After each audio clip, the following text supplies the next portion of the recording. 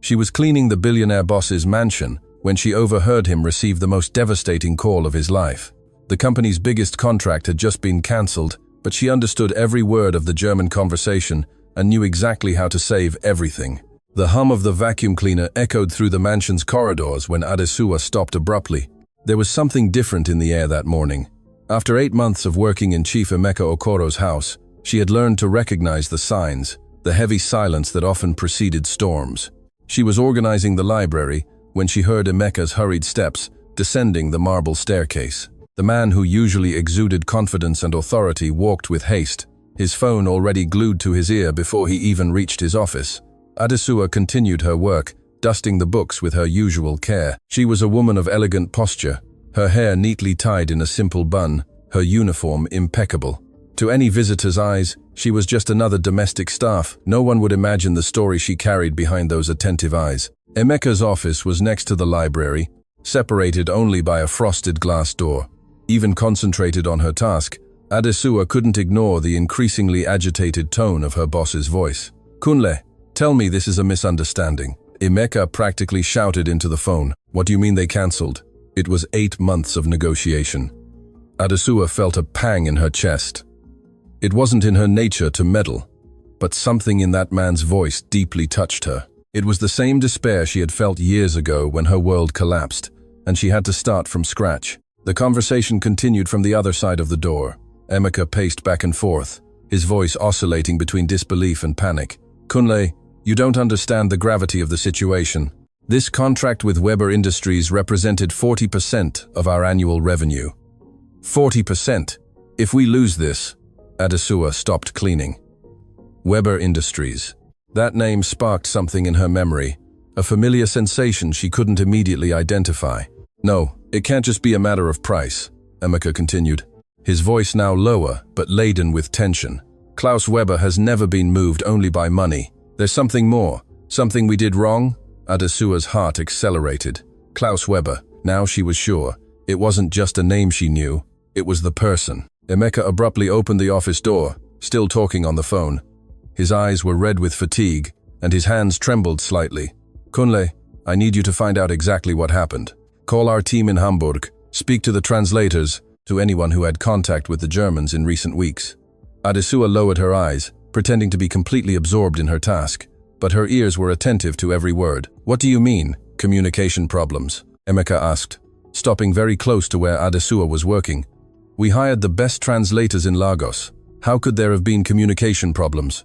At that moment, Emeka's phone rang again. He looked at the screen and paled. "Kunle, I'll have to hang up. Klaus Weber is calling."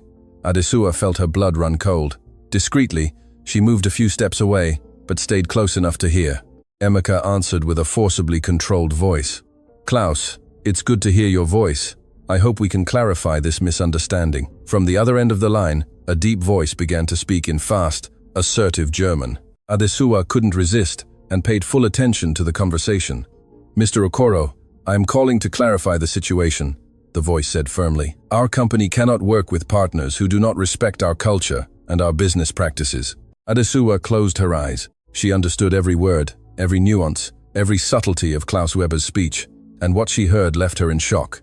Emeka, on the other hand, responded in English, clearly lost. "Klaus, I understand your concerns, but perhaps we could discuss this in English. I want to make sure we are on the same page." "No," Klaus replied dryly, continuing in German. "That is precisely the problem. Your team ignored our business traditions, disregarded our formal protocols. There was no adequate cultural preparation." Adesuwa watched Emeka's face transform. He clearly understood nothing of what Klaus was saying, but he could feel the coldness and firmness in the German's voice. "Klaus, please, will you discuss it face to face?" Emeka tried with a hint of desperation in his voice. "I am sorry, Mr. Okoro. The decision is final. Weber Industries will work with Hartmann Corp. They understand our values better," and the call ended. Emeka stood for long seconds, staring at the phone as if he couldn't believe what had just happened. Then he slowly sank into the leather armchair in his office. 20 years, he murmured to himself. 20 years building this company, and I lose the biggest contract of my career to Hartmann. Why?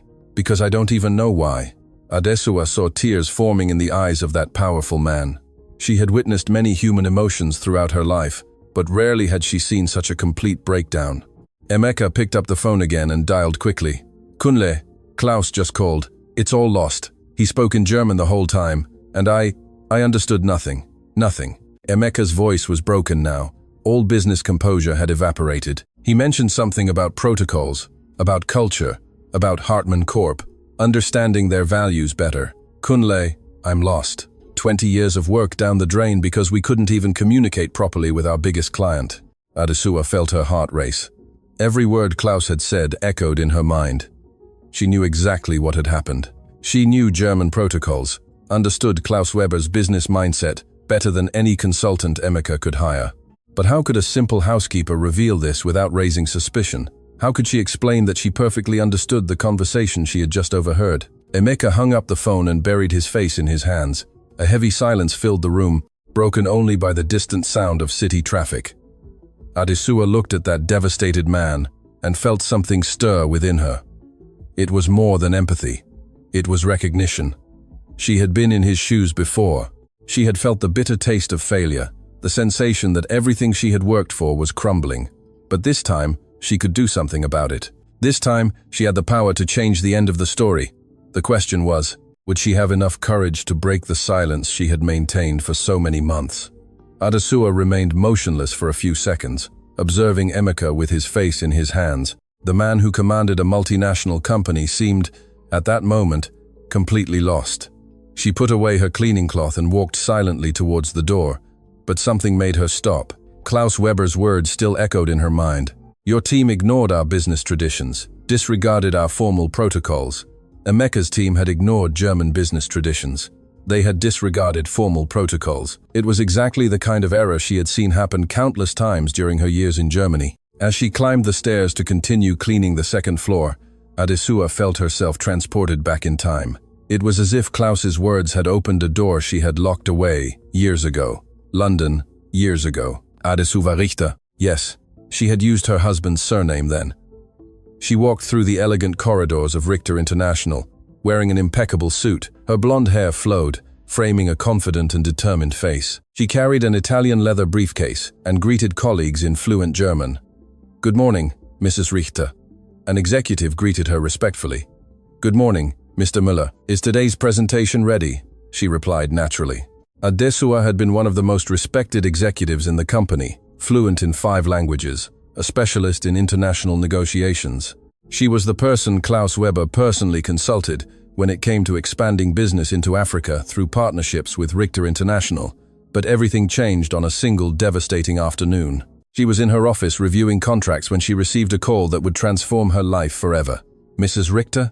The trembling voice was Margaret's, her daughter Kemi's nanny. There's something I need to tell you about your husband. What Adesua discovered that day left her in total shock. Hermann Richter, the man she had married, and who had given her not only a respected surname but also a beloved daughter, had another side, a dark side she had never imagined. Hermann was involved in tax fraud that jeopardized not only her career but also Kemi's safety. Activities that, if discovered, would not only destroy her own reputation but would forever stain the Richter family name.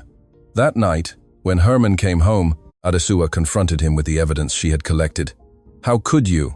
She asked with tears in her eyes, holding the documents that proved everything. How could you do this to our family, to our daughter? Hermann, on the contrary, became furious at being discovered. You don't understand how the real world works, Adesua, he said coldly. Do you think this comfortable life we have came only from my salary? And Kemi, did you think of our daughter when you decided to get involved in this? Kemi will be fine, but if you try to expose me, I guarantee you will never see our daughter again. The threat was not empty. Hermann had powerful connections, resources Adesua did not possess.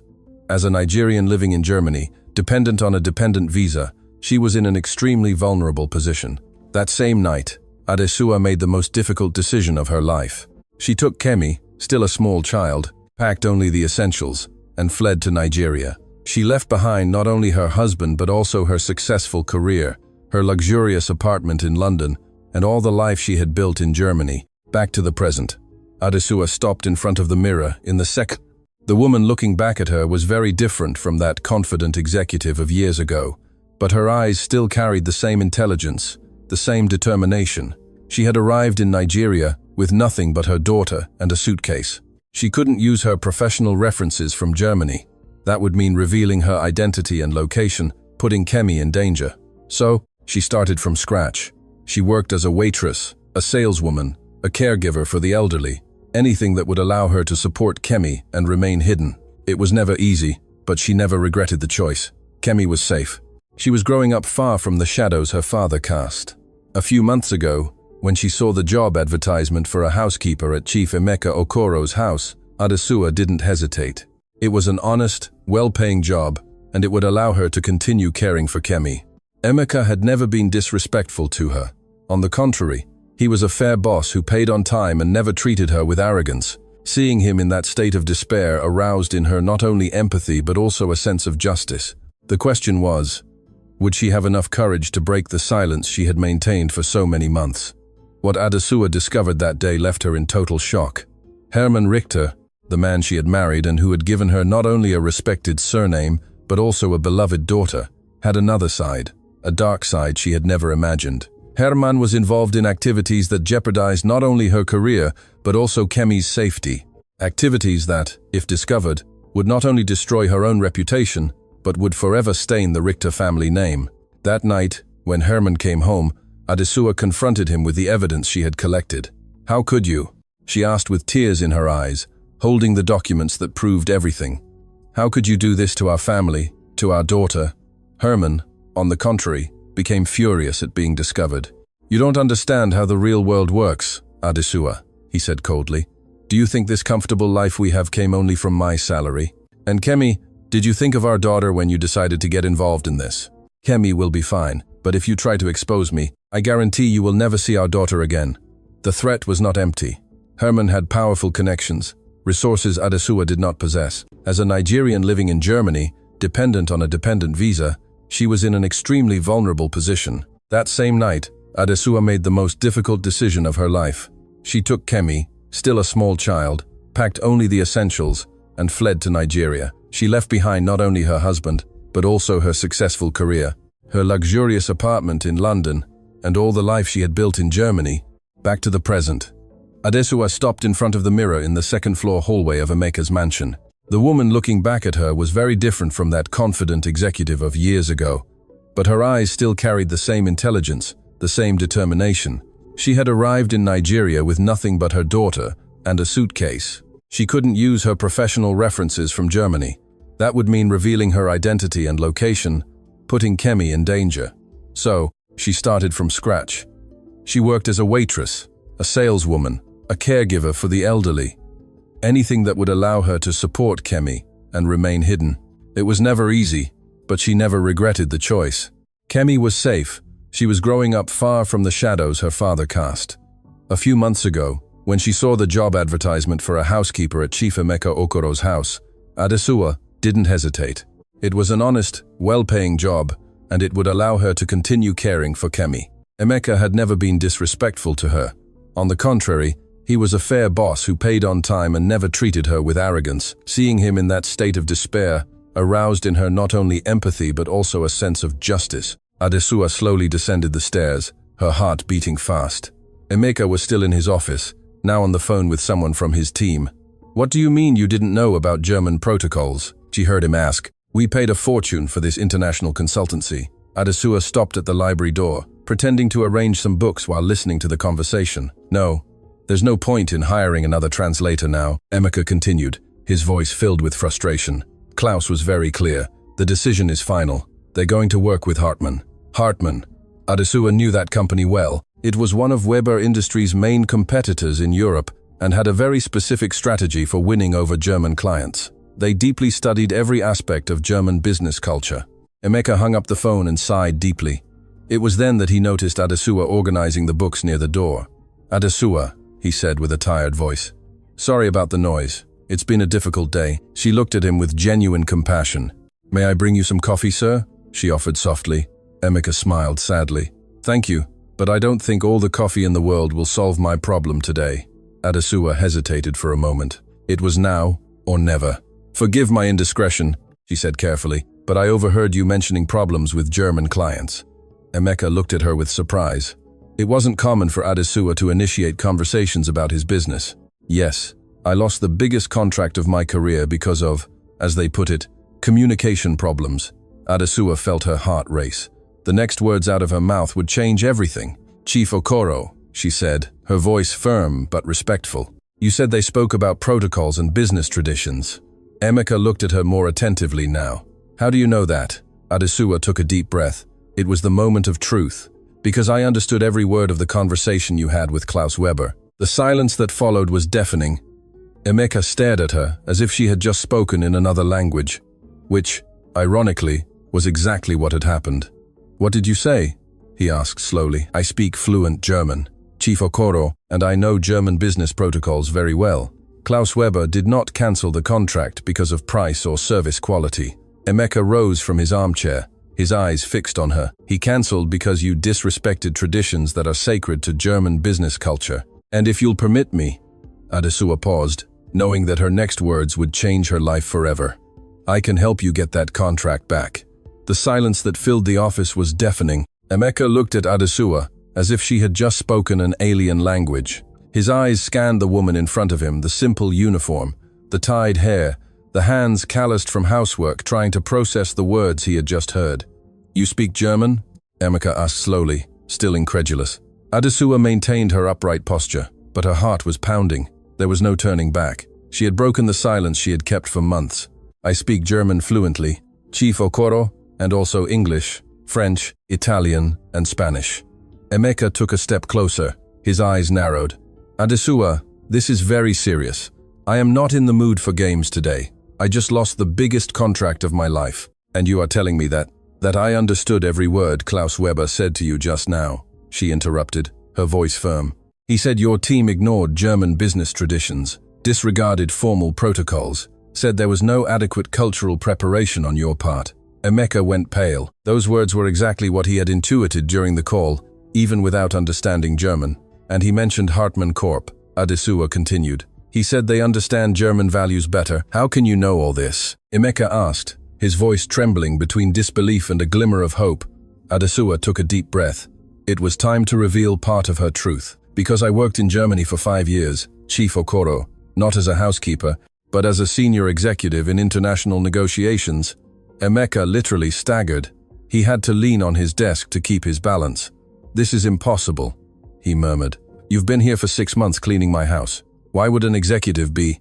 Because sometimes life forces us to make difficult choices to protect those we love, Adesua replied, her voice laden with suppressed emotion. Emeka observed her more closely. For the first time in 6 months, he truly looked at Adesua. He noticed her elegant posture, even in the simple uniform, the articulate way she spoke, the intelligent gaze he had always interpreted as simple dedication to her work. My daughter Kemi attends school full-time, Adesua continued, anticipating an obvious question. I work during the day while she is at school. It's a simple life, but it's ours. What kind of executive were you? Emeka asked, still processing the information. A specialist in international mergers and acquisitions. My last position was as Director of Expansion for Africa at… Adesua hesitated for a moment. Richter International. Emeka had never heard of the company, but the name sounded respectable. Why did you leave all that? Adesua closed her eyes briefly. Painful memories resurfaced. My ex-husband, Hermann Richter, was involved in serious tax fraud. When I found out, he threatened me. He said that if I reported him, he would make sure I never saw Kemi again. As a Nigerian living in Germany with a dependent visa, I was vulnerable. Adesua's voice trembled slightly. So, one night, I took my daughter and fled. We left everything behind: career, apartment, all the life we had built. But Kemi was safe, and that was all that mattered. Emeka felt a pang in his chest. Adesua's story was much more complex and painful than he had ever imagined. Why did you never tell me this? Because I needed to start from scratch, without connections to my past. And because… Adesua paused. Because I learned that sometimes it's better for people to judge us by what we do today, not by what we lost yesterday. Emeka was silent for a few seconds, absorbing everything he had just heard. And now you are telling me you can save my contract with Klaus Weber. I can explain exactly what went wrong and how to correct it, Adesua said with conviction. But you need to understand that Germans take business protocols very seriously. It's not just about money or service quality. Emeka leaned closer, evident interest in his eyes. Tell me exactly what we did wrong." Adesua walked to the table and, with Emeka's permission, picked up a paper and a pen. "First, you sent the initial proposal by email, correct?" "Yes. Our legal team prepared everything digitally." Error number 1. Klaus Weber is 62 years old and comes from a traditional business family. For him, important proposals must be delivered personally on official letterhead with original signatures. Emeka's eyes widened. "How do you know his age?" Adesua hesitated briefly. "Because I have already worked indirectly with Weber Industries. Klaus Weber is known for valuing traditions." Emeka quickly jotted everything down. "Continue." Second error. "You scheduled meetings for Thursday afternoons." "Yes." "How do you know?" "Because Klaus always reserves Thursday afternoons for his family. It's an unwritten but fundamental protocol for him. Meeting proposals at that time sound like disrespect." Emeka ran a hand through his hair, clearly frustrated with himself.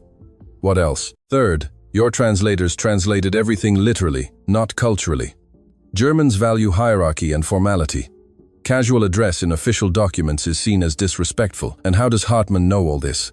Adesua smiled sadly. "Because they invested years studying every important German client. They have complete cultural dossiers. They know birthdays, family traditions, personal protocols." Emeka was silent, processing the magnitude of his errors. "Adesua," he finally said, "if you can really correct this, if you can save this contract—" "I can try," she interrupted. "But you need to understand that Klaus Weber is extremely proud." He felt disrespected. "It will take more than a simple retraction. What do you suggest?"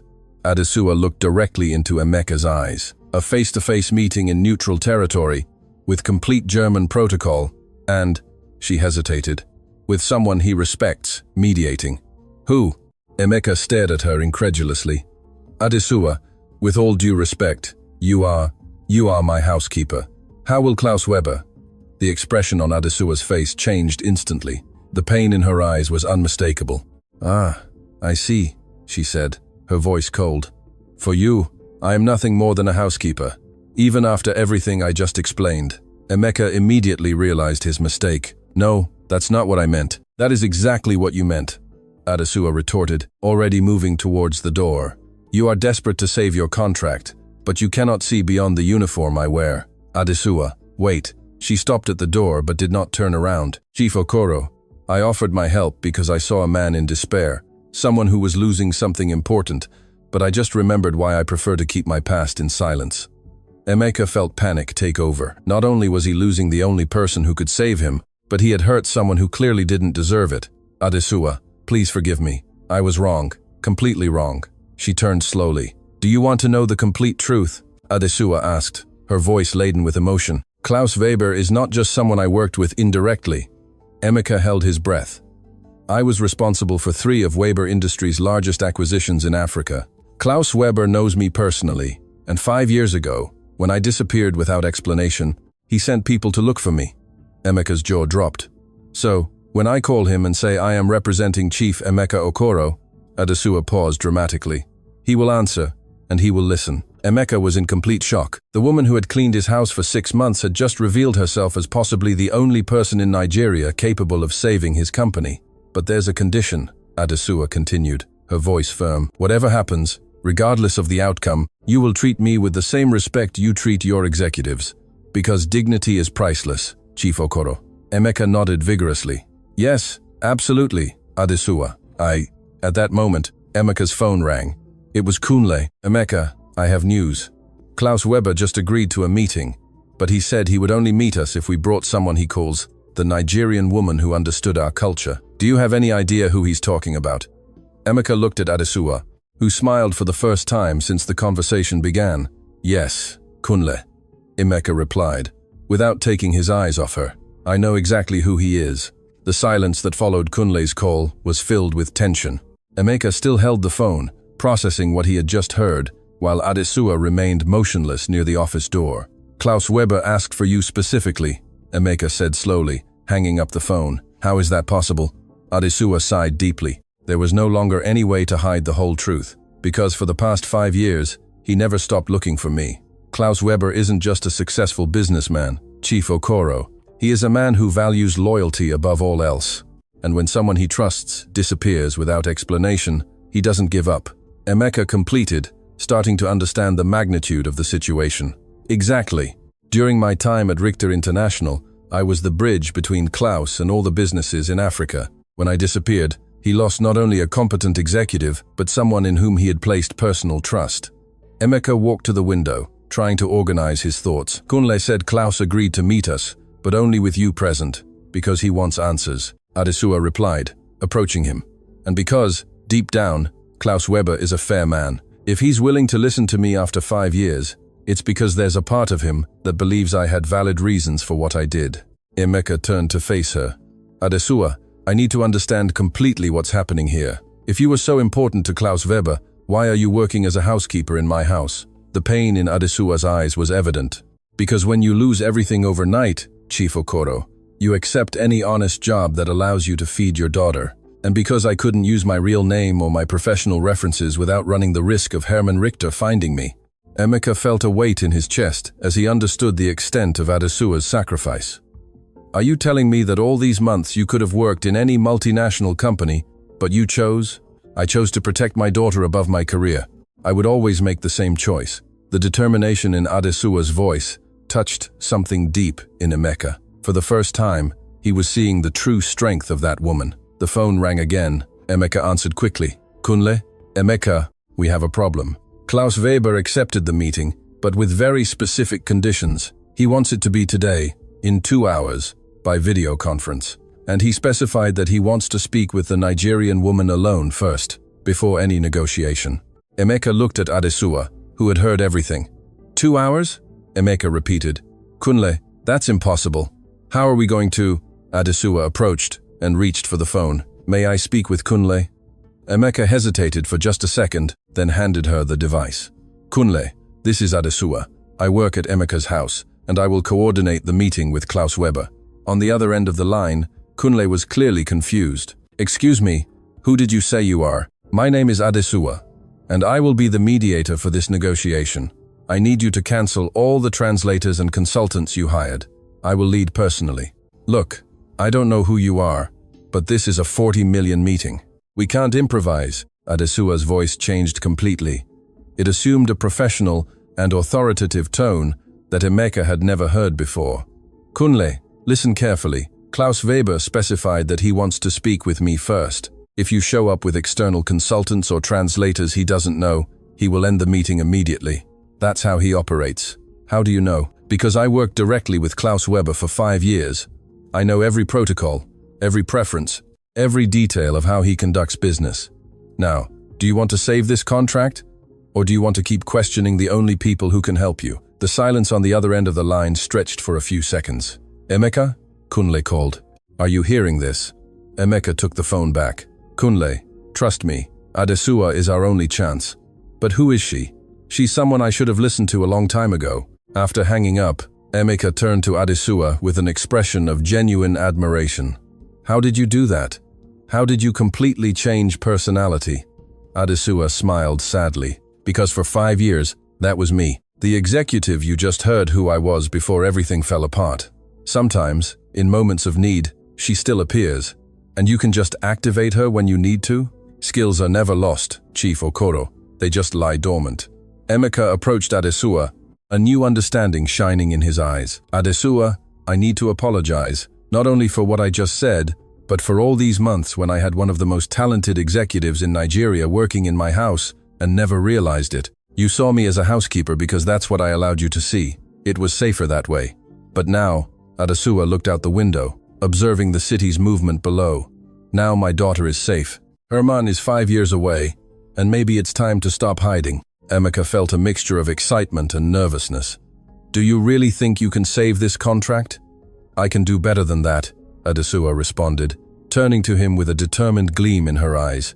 I can turn this problem into an opportunity much bigger than you imagine. How so? Klaus Weber is not just the CEO of Weber Industries. He is president of a consortium of 12 German companies that are planning massive expansion in Africa. If I can regain his trust, Emeka's eyes widened. You're talking about hundreds of millions in potential contracts. What you lost today could be just the beginning of something much bigger. Emeka sank heavily into the armchair, trying to process the magnitude of what Adesua was suggesting. But for this to work, Adesua continued, you need to understand a few things. Klaus Weber will ask me difficult questions about my disappearance. And depending on how I answer, he can decide to help us or completely destroy us. And what kind of questions? He will want to know why I abandoned my career, why I never responded to attempts at contact, and, most importantly, why I am appearing now. Emeka leaned forward. And what will be your answer? Adesua took a deep breath. The truth. I will tell him about Herman, about the threats, about fleeing. Klaus Weber values honesty above all else. If he feels I'm lying or hiding something, we lose everything. Emeka completed. Worse, Klaus has enough influence to shut us down not just in Germany, but across all of Europe. The weight of responsibility fell on Emeka, like an avalanche. Adesua, maybe this is too big. Maybe we should give up. Adesua interrupted. Chief Okoro, you are speaking to someone who has started her life from scratch 3 times. I don't give up. Emeka looked at her with a respect he had never felt before. 3 times? First time when I left Nigeria for Germany. Second, when I fled Herman. Third, when I arrived here with nothing but Kemi. Adesua paused. And maybe today is the beginning of the 4th. At that moment, Emeka's phone rang again. It was an international number. Klaus Weber, Emeka murmured, looking at the screen. Adesua held out her hand. May I answer? Emeka hesitated for only a second before handing over the phone. Klaus, Adesua said in German, her voice calm but laden with emotion. Adesua, the response from the other end of the line was immediate and intense. Adesua, my God, where have you been? I've been looking for you for 5 years. Emeka didn't understand German, but he could feel the raw emotion in Klaus Weber's voice. Adesua closed her eyes, tears forming. I'm sorry, Klaus. There were reasons, very serious reasons. The conversation continued for a few minutes in rapid, emotional German. Emeka watched Adesua's face, seeing emotions she had kept hidden for years finally come to the surface. Finally, Adesua hung up and looked at Emeka. He is coming to Nigeria tomorrow. He wants to see me personally. Emeka felt a mixture of relief and panic. This is good. Adesua smiled for the first time with genuine happiness. This, Chief Okoro, is our chance to transform your company into the greatest commercial bridge between Nigeria and Germany. And if it goes wrong, then at least we tried with dignity. Emeka looked at her, and for the first time in months, felt true hope. Murtala Muhammad International Airport in Lagos was bustling that morning as Emeka and Adesua waited in the VIP area. Adesua had swapped her housekeeper's uniform for an elegant suit that Emeka had insisted on buying for her the previous day. The transformation was striking. She seemed to have stepped back in time, regaining the posture and elegance of her days as an executive. Are you nervous, Adesua? Emeka asked, noticing her checking her watch for the 3rd time in 2 minutes. Not nervous, anxious, she replied, smoothing her blazer. It's been years since I last saw Klaus, and the last time we spoke, I simply disappeared without explanation. Emeka observed the woman beside him. It was hard to believe that 24 hours ago she had been cleaning his library. Adesua, may I ask a personal question? She nodded. Why are you doing this?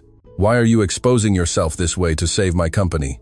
Adesua was silent for a moment, looking through the window at the airport runways. Because in the last 6 months, you treated me with more dignity than Herman treated me in years of marriage. You were never rude. You always paid on time. You always said thank you for my work. It may seem like little to you, but for someone who was rebuilding her self-esteem, her voice faltered slightly. It meant everything. Emeka felt a pang in his chest. He thought of all the times he had passed Adesua working, greeting her politely, but never truly seeing her. Passengers from the Frankfurt flight are disembarking, a voice announced over the sound system. Adesua took a deep breath. He's here. 15 minutes later, they saw Klaus Weber walking through the arrival area. He was a tall man, with graying hair and an impeccable suit. Even at 62, he exuded the authority of someone who had built a business empire. When Klaus saw Adesua, he stopped completely. For a moment that seemed eternal, they looked at each other through the glass of the VIP lounge. My God, Klaus murmured when he finally approached. Adesua, you look tired. Emeka didn't need to understand German to perceive the concern in Klaus's voice. Hello, Klaus, Adesua replied. Her voice choked. Thank you for coming. Klaus approached, and to Emeka's surprise, hugged Adesua as a father would hug a daughter. 5 years, Adesua. 5 damn years without a word from you. Adesua began to weep silently. I'm so sorry, Klaus. I can explain everything. Emeka watched the scene with a mixture of fascination and discomfort. The raw emotion between the two was palpable. Klaus finally turned to Emeka, speaking in English with a heavy German accent. So, you are Chief Emeka Okoro, the man who, Klaus paused, studying Emeka carefully, who gave Adesuwa work when she had nowhere to go. Emeka was surprised. Klaus not only knew about Adesuwa's work, but seemed grateful. Mr. Weber, yes, I am. Adesuwa works for me. Worked, Klaus corrected firmly. From this moment on, she works with us, not for you. Emeka felt a moment of panic. Klaus was taking Adesuwa away. Adesuwa intervened quickly. Klaus, Emeka is a good man. He deserves our help. Klaus studied Emeka for long seconds. We shall see. First, I need to understand what happened to you, Adesuwa. Where have you been? Why did you disappear? They headed to a private meeting room at the airport. Adesuwa took a deep breath before beginning. Klaus, I need to tell you the truth about Herman Richter. Klaus's face immediately darkened. What happened to Herman? Over the next 2 hours, Adesuwa recounted the entire story. The discoveries about Herman's fraud, the threats, the desperate escape with Kemi, the years of starting over in Nigeria. Klaus listened in absolute silence, his expression growing darker and darker. When Adesuwa finished, Klaus remained silent for long minutes. Adesuwa, he finally said, I knew Herman was ambitious, but fraud, threats against you and Kemi, I couldn't risk it. Klaus, Kemi is all I have. Klaus stood and walked to the window, clearly processing everything he had heard. Do you know what Herman told me when I asked about your disappearance? Klaus turned to Adesuwa. He said you had run off with another man, that you had stolen company secrets. Adesuwa Palet. He told you that? For 5 years, I believe my most trusted collaborator had betrayed me. For 5 years, I thought you had chosen money over loyalty. Emeka saw tears forming in Adesuwa's eyes. Klaus, I never knew this now. Klaus gently interrupted her. Looking at you today, seeing where you have been, what you sacrificed, I should have known Herman was lying. Klaus returned to the table and sat in front of Adesuwa. I owe you an apology, Adesuwa, and I owe you something more. What? Justice. Klaus picked up his phone and dialed a number. Heinrich, Klaus Weber speaking. I need you to investigate Herman Richter immediately. Financial fraud, possibly international. Yes, I want a complete audit of all the businesses he has been involved in since 2018. Emeka watched in fascination. In a matter of minutes, Klaus had mobilized resources to investigate Adesuwa's ex-husband. After hanging up, Klaus turned to Emeka. Now, Chief Okoro, let's discuss business. Of course, Mr. Weber, about our contract. Forget your old contract, Klaus interrupted. That was small thinking. If Adesuwa is willing to work with you, I am prepared to offer something much bigger. Emeka could barely breathe. Bigger how? Klaus opened his briefcase and took out a series of documents. I represent a consortium of 12 German companies planning expansion into Africa. We are talking about $500 million in initial investment. Emeka felt like he was going to faint. Wuba? But Klaus continued. We need someone who understands both cultures. Someone we trust completely to be our representative in Nigeria. Klaus looked directly at Adesuwa. I want you to be our operational director for Africa, Adesuwa. Full autonomy, an annual salary of 200 million, plus equity participation. The silence in the room was absolute. Emeka looked at Adesuwa, who was clearly in shock. Klaus, Adesuwa said softly. This is unbelievable, but I can't just abandon Emeka after everything. Who spoke of abandonment? Klaus smiled for the first time. Chief Okoro, how about being our exclusive local partner in Nigeria? Emeka could barely speak. What would that mean? It means your company would handle all our local operations. It means guaranteed contracts worth at least $50 million in the first year alone.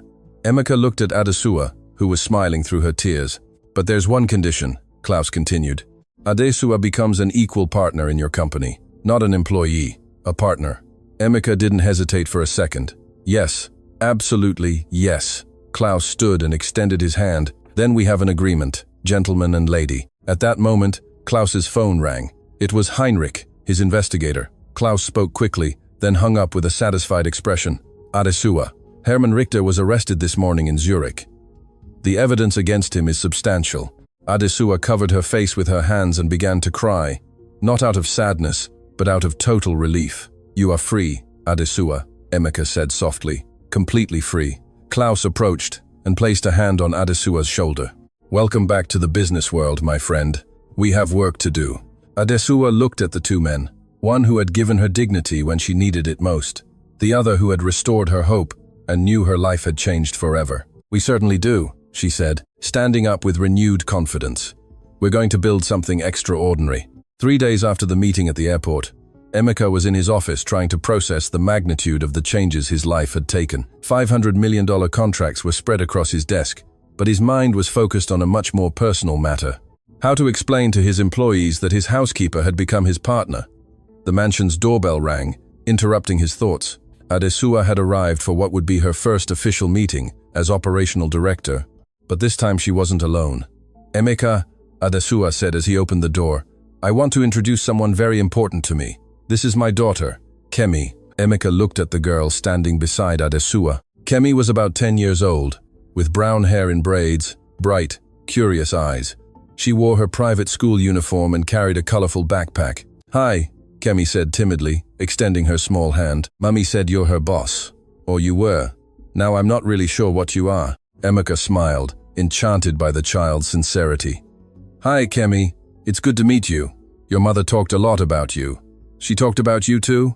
Kemi replied, studying Emeka with the same analytical intensity as her mother. She said you were always kind to her, even when you didn't know she was smart. Kemi's innocent observation hit Emeka like a punch to the stomach. He looked at Adesua, who smiled sadly. Children have a unique way of summarizing complex situations, Adesua commented. Emeka knelt to be at Kemi's height. Your mother isn't just smart, Kemi. She's one of the most extraordinary people I've ever met, and I'm very sorry it took me so long to realize it. Kemi tilted her head. Mummy said you're going to work together now to help German companies. Does that mean she won't clean houses anymore? No, she won't clean houses anymore. Now she's going to run companies. Kemi's eyes lit up. Cool. I always knew Mummy was special. In Germany, she wore nice suits and spoke in important meetings. After we came to Nigeria, she was sad for a while because she couldn't use her talents anymore. But now she's happy again. Adesua was visibly moved. Kemi, darling, why don't you go play in the garden while Mummy talks to Emeka about work? Can I explore the house? Kemi asked enthusiastically. I've never been in a mansion before. Emeka looked at Adesua, who nodded. Of course, but be careful on the stairs. As Kemi ran off to explore, Emeka and Adesua headed to the office. The dynamic between them had completely changed. There was no longer the formality of boss and employee, but they also hadn't yet established what their new professional relationship would be. She's incredible, Emeka said, referring to Kemi. She's my motivation for everything. Every decision I've made in the last 5 years was thinking about what would be best for her. Adesua, I need to ask you a question that might sound strange, but are you really prepared for this change? 3 days ago, you were my housekeeper. Today you are an operational director of an international consortium. Aren't you afraid? Adesua sat in the chair she used to clean, now as an equal. Of course, I'm afraid. But Emeka, you need to understand something. I never stopped being an executive. I was just disguised. All those months cleaning your house, I observed how you conducted meetings. I analyzed contracts I saw on your desk. I mentally organized strategies you could use. Emeka looked at her with fascination. You were analyzing me professionally? I couldn't help it. It's like a musician who hears music playing on the radio. Even off duty, he analyzes the harmony, the rhythm. My executive brain never shut down. At that moment, the phone rang. It was Kunle. Emeka, we have a problem. The team is hearing about the changes through comments. There are rumors that you promoted the housekeeper to a company partner. The employees are confused. Emeka looked at Adesua, who had heard everything. Kunle, call a meeting for an hour from now with the entire team. Emeka, are you sure? Maybe it's better to explain this gradually. 1 hour, Kunle. It's important that everyone understands the situation. After hanging up, Emeka turned to Adesua, ready for her first trial by fire. Born ready. An hour later, the boardroom of Okoro Enterprises was packed. 20 employees, from analysts to directors, waited anxiously. The murmurs ceased when Emeka entered, accompanied by Adesua. Many employees recognized her immediately. She was the woman who occasionally appeared at the company to retrieve documents or deliver messages, always polite, always discreet.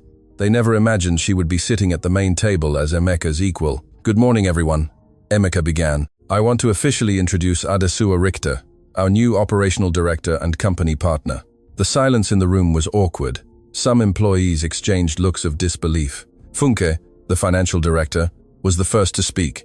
Emeka, with all due respect, but we don't understand how someone who worked as a housekeeper can suddenly become an operational director. Funke's tone was clearly disrespectful, and Emeka felt his blood boil. But Adesua touched his arm gently, signaling that she would respond herself. "Funky, isn't it?" Adesua said, standing up elegantly.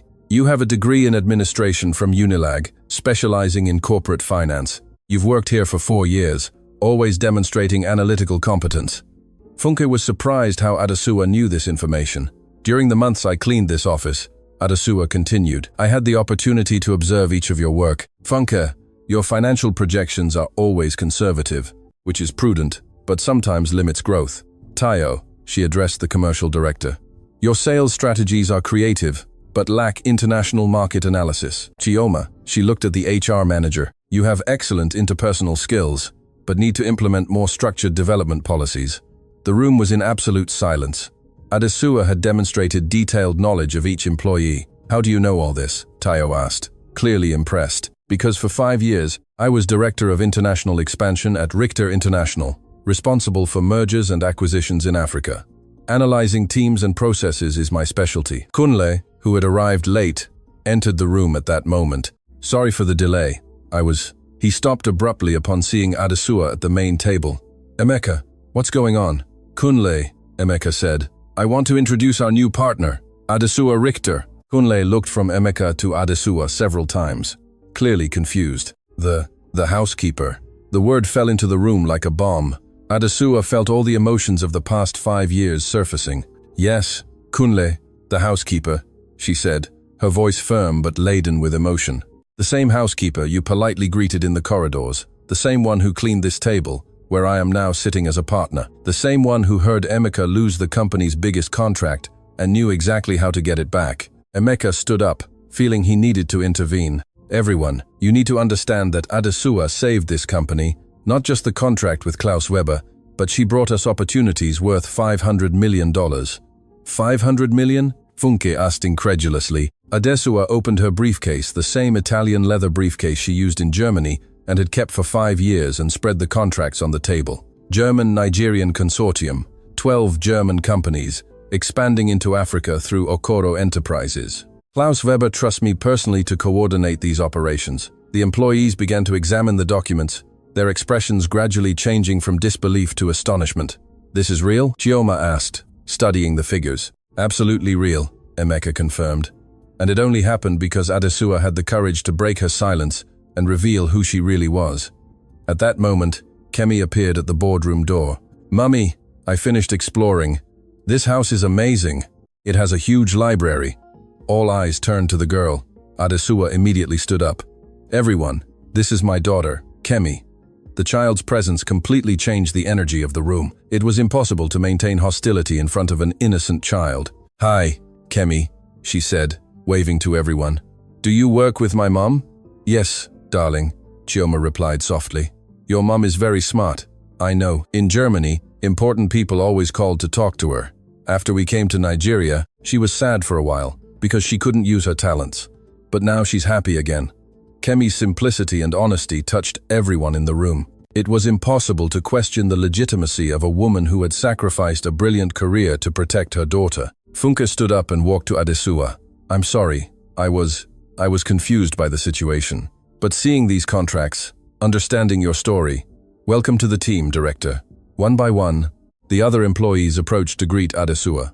The initial resistance had transformed into admiration and respect. Tayo was the last to approach. "Adesua, may I ask a question?" "Of course." "During all this time cleaning here, you must have overheard confidential conversations, seen important documents. You never had the temptation to..." Adesua gently interrupted. "Tayo, integrity is not something you lose when your situation changes. If I were capable of using privileged information inappropriately, Klaus Weber would never trust me with $500 million contracts." Emeka smiled, feeling immense pride in the extraordinary woman who had worked in his house for months without him realizing her true potential. "Everyone," Emeka said, "this company is about to enter a new phase. With Adesua as a partner, we will become the main bridge between Nigeria and Germany. But for this to work, I need everyone's dedication. You have it, Kunle said, extending his hand to Adesua. Sorry for the initial reaction. We are eager to work with you. When the meeting ended and the employees left, Emeka, Adesua, and Kemi were left alone in the room. How do you feel? Emeka asked Adesua. Free, she replied, smiling. For the first time in 5 years, completely free. Kemi approached and hugged her mother. Mummy, now you can go back to wearing your nice suits? Yes, my dear, I can go back to being who I always was. Emeka watched mother and daughter embracing and understood that he had witnessed something much greater than a simple career change. He had witnessed a woman reclaiming her identity, her dignity, and her hope, and he knew that this was just the beginning. 6 months after Adesua's transformation from housekeeper to operational director, Okoro Enterprises had become the fastest-growing Nigerian company in the international business sector. The office, which once occupied 2 floors, now spanned an entire building in the heart of Lagos. On that special morning, Emeka was nervous, adjusting his tie in the mirror of his new executive office. Today would be the official launch of the German-Nigerian consortium, with Klaus Weber, executives from 12 German companies, Nigerian authorities, and the specialized press in attendance. Ready for the big day? Adesua asked, entering the office. She wore an elegant executive suit, her hair flowing in soft waves, radiating the confidence of someone who had completely recovered her professional identity. More nervous than I should be, Emeka admitted. It's still hard to believe how we got here. We got here because you had the humility to admit when you were wrong, and the courage to accept help from where you least expected it. Emeka smiled. During these months, his admiration for Adesua had grown exponentially. She not only fulfilled all her promises, but exceeded every expectation. Adesua, before the ceremony begins, I need to tell you something. She approached, curious. These 6 months, I learned more about leadership, humility, and human dignity than in my entire career. You not only saved my company, you transformed me as a person. Emeka, let me finish, he interrupted gently. I want you to know that what I'm most proud of is not the financial success we achieved. It's discovering that the most extraordinary person I've ever met was right in front of me, and I was too blind to see. Adesua was moved. Thank you. That means more than you imagine. The secretary interrupted the moment. Madame Adesua, your daughter has arrived. Kemi ran in, wearing an elegant navy blue dress, her hair styled in a sophisticated updo for her age. Mummy, Daddy Klaus is here, she said, referring to Klaus Weber, by the affectionate nickname she had adopted. Over the past few months, Klaus had become a father figure to Kemi. Discovering that the girl spoke fluent German, a legacy from her years in Germany, had created a special bond between them. He's here? Adesua asked, surprised. Yes, and he brought a surprise for you. Emeka, Adesua, and Kemi went down to the main lobby, where they found Klaus Weber talking animatedly with journalists. When he saw Adesua, he stopped his interviews and walked directly to her. My Adesua, Klaus said, embracing her warmly. Today is a historic day. Klaus, Kemi said, you have a surprise. Klaus smiled mysteriously. Several surprises, actually. But first, let's begin the ceremony. The main auditorium was packed. More than 300 people, including ambassadors, business owners, journalists, and employees of Okoro Enterprises. Adesua observed the crowd with a mixture of pride and emotion. Emeka took the stage first. Ladies and gentlemen, today we celebrate not only the launch of the largest business consortium between Nigeria and Germany, but also a profound lesson about human potential and second chances. He paused, looking directly at Adesua in the audience. 8 months ago, I was on the verge of losing everything. My company was failing. My biggest client had cancelled contracts, and I felt completely lost. Salvation came from where I least expected it, from the person I saw every day but never truly saw. Curious murmurs spread through the auditorium. I want to tell you a story that will forever change how you see the value of people. This is Adesua's story. Emeka told everything. The housekeeper who understood German, the disguised executive, the mother who sacrificed everything to protect her daughter, the woman who saved a collapsing company. The audience fell into absolute silence, absorbing every detail of the extraordinary narrative. Today, Emeka continued, Adesua is not just my partner. She is the operational director of a $500 million consortium. More importantly, she is living proof that we should never judge a person's worth by their profession. The applause was deafening. Emeka called Adesua to the stage. As she walked up, she received a standing ovation that lasted almost 2 minutes. Tears streamed down her face as she watched hundreds of people applauding her journey. "Thank you," Adesua said, her voice choked. "For 5 years, I lived in hiding, in fear, limiting my potential to protect those I love. Today I can say that freedom is priceless." She looked at Kemi in the front row. "My daughter saw me clean houses, when before she saw me lead executive meetings. She never complained, never made me feel inferior. Today she can see her mother where she always knew I belonged." Klaus Weber walked onto the stage, carrying a sealed envelope. "Now for my surprise," he announced. "Adesua, you believed Hermann Richter completely destroyed your career in Germany?" Adesua felt confused. "Well, you were wrong. Investigations revealed that Hermann forged documents to damage your reputation. All German companies that distance themselves from you have been informed of the truth." Klaus opened the envelope. "I received official communication this morning from the German Business Council. Adesua Richter, you are formally rehabilitated in all German professional records. Your credentials have been completely restored." Adesua covered her face, sobbing. "But that's not all," Klaus continued. "The German consortium has unanimously decided. You will receive the German Nigerian Business Excellence Award, the highest honor given to professionals who promote commercial relations between our countries." The audience erupted in applause again. Klaus approached Adesua with an official medal. "This honor is given to someone who has demonstrated not only exceptional professional competence, but also unwavering integrity, courage, and dedication." As Klaus placed the medal around Adesua's neck, she looked at the audience, saw her employees applauding with genuine pride, saw Emeka with tears in his eyes, and, in the front row, saw Kemi radiant with joy. "There's one last surprise," Klaus said, picking up another envelope. "Klaus, you don't have to. This envelope contains a formal offer from the German government. They want you to become the first Nigerian commercial ambassador to Germany, a position specially created to promote business between our countries." Adesua was in complete shock. This would mean frequent travel to Germany, coordinating trade missions, being the official Nigerian voice in international negotiations. "And Kemi?" was Adesua's first question. Klaus explained. Kemi would be officially included in the program with excellent bilingual education, both in Nigeria and Germany. She would grow up as a true global citizen. Adesua looked at her daughter, who nodded enthusiastically. "I accept," she said, her voice firm and emotional. The ovation that followed was the most intense of the night. Emeka approached the microphone for the final words. 8 months ago, I had a housekeeper. Today I have a partner, a friend, and living proof that every person carries unexplored potential within them. Adesua's story teaches us that dignity does not come from the position we hold, but from the character we demonstrate. He paused, looking out at the entire audience. How many Adesuas are around us every day, just waiting for an opportunity to show who they really are? How many extraordinary talents are disguised in professions we consider simple? Emeka turned to Adesua.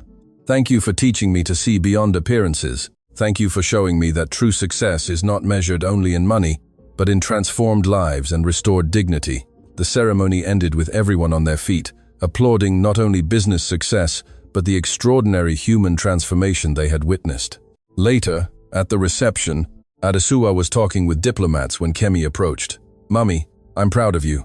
Adesua knelt to be at her daughter's height. "And I'm proud of you, my dear, for being patient when we needed to start over, for never doubting me." "Mummy, can I ask you a question?"